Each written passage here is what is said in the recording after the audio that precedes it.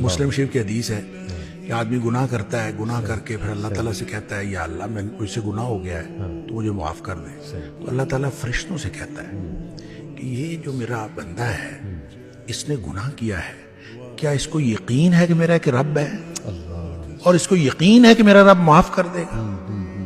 اور فرشتے کہتے ہیں یا اللہ یقیناً اس کو یہ یقین ہے، اسی لیے تو آپ سے معافی مانگ رہے ہیں۔ اللہ تعالیٰ فرماتے ہیں میں نے اس کو معاف کر دیا۔ کیا بات! اچھا کچھ دیر بعد پھر گناہ کر لیتا ہے، پھر بیٹھ جاتا ہے، رب انی اذنبت ذنبا، اللہ مجھ سے گناہ ہو گیا ہے، صحیح۔ تو پھر معافی مانگتا ہے اللہ تو مجھے معاف کر دے۔